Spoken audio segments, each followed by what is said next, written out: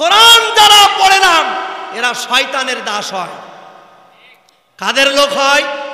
জোরে বলেন, কাদের লোক হয়? আমরা রাসূলের দলে থাকতে চাই, ঠিক কিনা বলেন? কোরআন আছে যেখানে আমরা আছি সেখানে, কোরআন নাই যেখানে আমরা নাই সেখানে। সম্মানিত ভাইরা আমার, যারা কোরআন পড়ে না এরা শয়তানের দাস হয়। যেমন ইতিপূর্বে খেয়াল করে আমরা তাই দেখেছি, ফেরাউন যেভাবে রাষ্ট্র চালিয়েছে ইতিপূর্বে রাষ্ট্রের সাথে মিল হয়ে গেছে। বেজার হচ্ছেন আপনারা?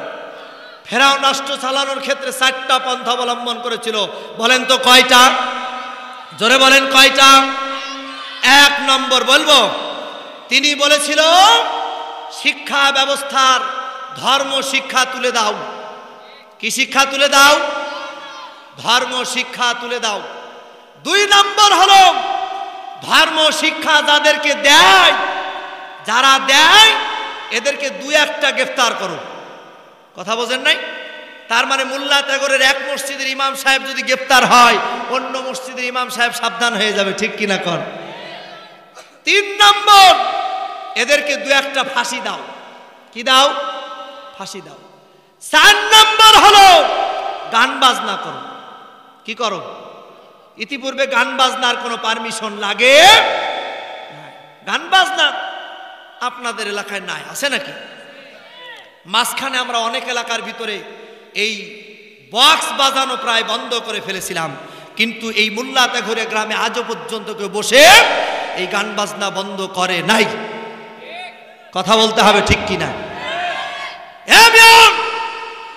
তুমি সুন্নতে খাতনা করো, বাড়ির সামনে টেবিল বসায় দাও, তোমার লজ্জা করে না মানুষকে খাওয়ায় টাকা নিতে? হ্যাঁ, কোথায় পেয়েছ ওই হাল খাতা? হাল খাতা করে, হাল খাতা, ঠিক কিনা?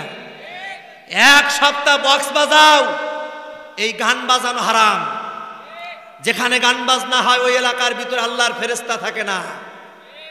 আমার ভাইরা খুব ভালো করে খেয়াল করুন, এই শয়তানের অনুসরণ করার কারণে এই গান বাজনা করে যখন তার মেয়েটার যখন বিবাহ দেয়, দেখবেন 6 মাস যেতে না যেতেই চায়ের দোকানে বাবা মন খারাপ করে বসে আছে। চাচা মন খারাপ কেন?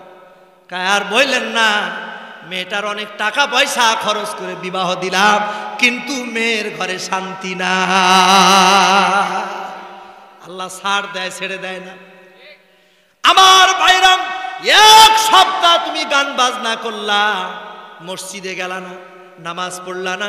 তোমার তো নামাজ পড়ে আল্লাহ তাআলার কাছে বলা দরকার, আল্লাহ এই মেয়েটারে আমি 15-20 বছর লালন পালন করতেছি। যারা ভাই তাদেরকে বলতেছে, ও যুবক, তুমি তোমার ওই বোনটার বিবাহতে তুমি যে বক্স বাজাও, আমার ভাইরা ও যুবক, তোমারও তো নামাজ পড়ে আল্লাহর কাছে প্রার্থনা করা দরকার, আল্লাহ আমার এই মেয়েটা যেই ঘরে যাবে তুমি একটু শান্তি দিও। করা দরকার ছিল কি ছিল না? আমার ভাইরাম, 1 সপ্তাহ গান বাজনা বাজায়, আর বিবাহর দিন ইমাম সাহেবকে ডেকে নিয়ে যায়, যে ইমাম সাহেব বিয়ে পড়ায় আর দোয়া করে আল্লাহ দাম্পত্য জীবন কবুল। আল্লাহ কয়, ইমাম সাহেব তোমার দোয়া কবুল হবে না, ওই বিয়ের মুখে ঝাঁটার বাড়ি ঝাঁটা। আমার ভাইরাম, এবার যে ভাই বক্স বাজায়া ঢিপ ঢিপ শব্দ দিয়া মাটিরে কষ্ট দেয়, ফেরেশতারে কষ্ট দেয়, বৃদ্ধ মানুষ গলা ঘুমাতে পারে না, সারাদিন কাজ করার পরে ঘুমাতে পারে না, কিছু বলতেও পারে না, বলতে গেলে আবার তাদের সাথে খারাপ ব্যবহার করে, আসে না না? আল্লাহ রাব্বুল আলামিন সব বিষয়গুলো দেখার পর দেখবেন ওই সংসারে শান্তি থাকে না, ঠিক কিনা বলেন? 6 মাস যেতে না যেতে ওই মেয়েটা তালাক হয়ে যায়, আসে না নাই? সম্মানিত ভাইরা আমার, এই জন্য জীবনটাকে যদি আপনি কোরআন দিয়া যদি আপনি সাজান, শান্তি হবে কি হবে না? কোরআন দিয়ে। এই জন্য শয়তানের অনুসরণ করা যাবে না, কারণ শয়তান তো চায় মানুষগুলি যেন ইসলাম বিদ্বেষী হয়ে যায়। তাহলে এই কাজ কি করা যাবে? আর যাবে কি? এখন আপনারা এগুলো যদি কৌশলগতভাবে বন্ধ না করতে পারেন, যেমন সুন্নতে খাতনা, যে বাড়িতে গান বাজনা হয় দাওয়াত খাওয়া বাদ দিয়ে দিবেন, দেখবেন আস্তে আস্তে বন্ধ হয়ে যাবে।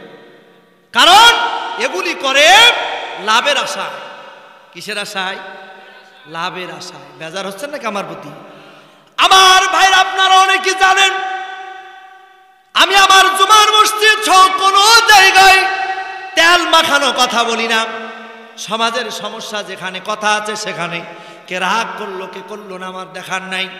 সম্মানিত ভাইরা আমার, আমি যদি না বলি কিয়ামতের দিন আল্লাহ পাক আমার নামে মামলা করবে। এই জন্য আমার ভাইরা, শয়তানের অনুসরণ করা যাবে না, অনুসরণ করতে হবে রসুলের। বলেন কার? রসুলের। আল্লাহ রাব্বুল আলামিন কোরআনুল কারীমের ভিতরে বলেছেন, ফাত্তাবিউনি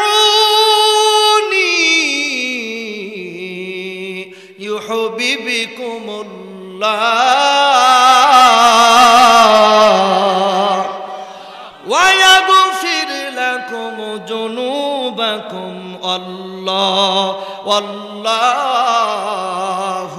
গফুরুর রহিম।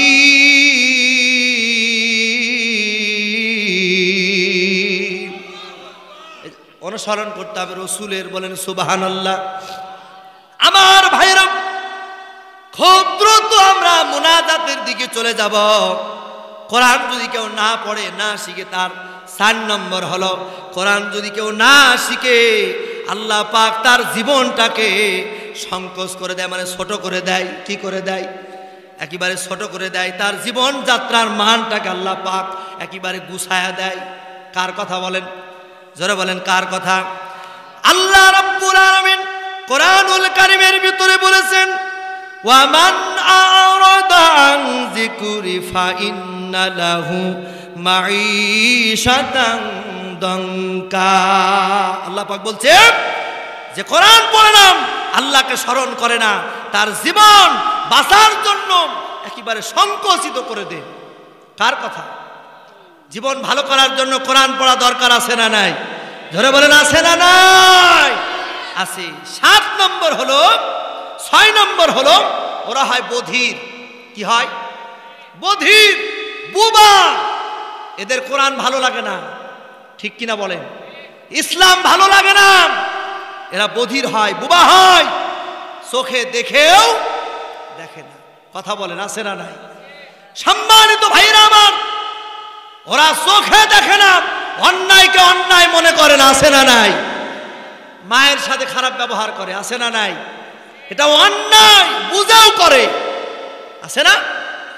মায়ের সাথে খারাপ ব্যবহার করে, মায়ের ঠিকভাবে দেখে না, মায়ের জায়গা জমিগুলো সব ভোগ করে, কিন্তু মার খেদমত করে না। কথা বলেন আছে না নাই? এর একমাত্র কারণ কোরআন না। মায়ের খেদমত করা দরকার আছে না নাই? কার কার মা বেঁচে আছে হাত তুলে দেখান তো দেখি।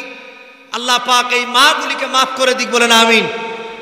আল্লাহ তাআলা যেই সকল মায়েরা কবরে চলে গেছে, যাদের আব্বা আম্মা, কাদের মা কবরে চলে গেছে দেখি, আল্লাহ তাআলা ওই মায়ের কবরগুলি জান্নাতুল ফেরদাউস বানায় দিক, বলেন আমিন। মা হচ্ছে এই দুনিয়ার একটা শ্রেষ্ঠ সম্পদ। সুবহানাল্লাহ বলেন, জোরে বলেন সুবহানাল্লাহ। মায়ের দিকে কেউ যদি একবার নেক নজরে তাকায়, একটা কবুল হজের সওয়াব হয়। সুবহানাল্লাহ জোরে বলা গেল না?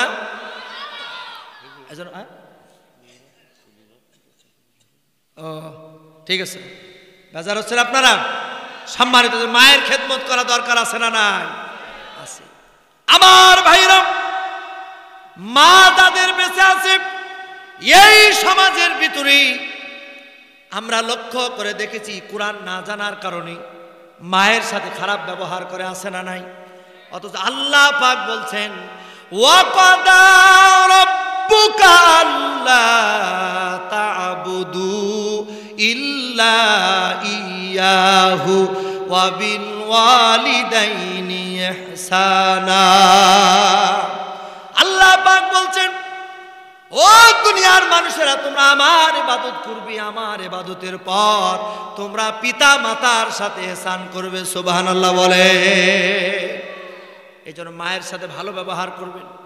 এই পৃথিবীতে সব ভালোবাসার ভিতরে স্বার্থ আছে, কিন্তু সন্তান আর মায়ের ভালোবাসার ভিতরে কোনো স্বার্থ নাই।